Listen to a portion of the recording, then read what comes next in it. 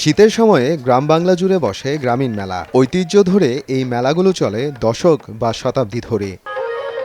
শেরপুর শহরের নবীনগরের পৌষ মেলা ২০০ বছরের বেশি পুরনো। শুক্রবার বিকেলে এই ঐতিহ্যবাহী মেলা দেখতে উপচে পড়া ভিড় ছিল স্থানীয়দের।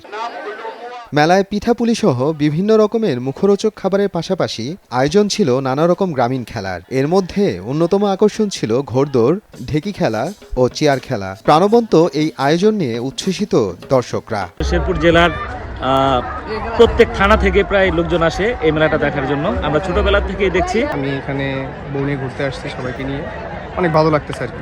ঘোড়া খেলাগুলা, তারপরে সাইকেল খেলাগুলো, অনেক নানান প্রকার খেলা অনুষ্ঠিত হয়। ভাই এই পৌষ মেলা প্রতি বছর হয়। আমরা আগে অনেক দিন থেকে এই মেলা পোলাপান নিয়ে বেড়াইতে আসবো, এই জন্য আমরা অনেক দিন থেকে অনেক আগ্রহ নিয়ে থাকি, পোলাপান আগ্রহ থাকে। পৌষ মাসের মেলাটা হয়, এখানে অনেক ছেলে মেয়ে সবাই আসে, ঘোড়া দৌড় বিভিন্ন খেলাধুলার আয়োজন হয়, এখানে সবাই অনেক আনন্দ ভোগ করে। গ্রামীণ মেলায় চিরাচরিত অনুষঙ্গ হল মাটির তৈরি খেলনা, বিভিন্ন আসবাবপত্র, প্রসাধনী ও চুরিমালার দোকান। গ্রাহক চাহিদা থাকায় ভালো বেচা কেনায় খুশি দোকানিরা। ভালো ব্যবসা, ভালো বিক্রি হইতেছে, ইনশাআল্লাহ দামে ভালো, বিক্রিও ভালো।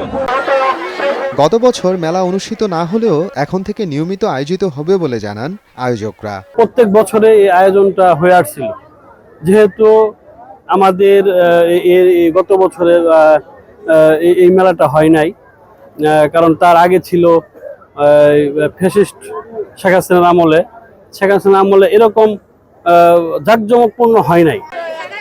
প্রতি বছর পৌষ মাসের মাঝামাঝি সময়ে এই মেলার আয়োজন করে নবীনগরবাসী। সময় সংবাদ, শেরপুর।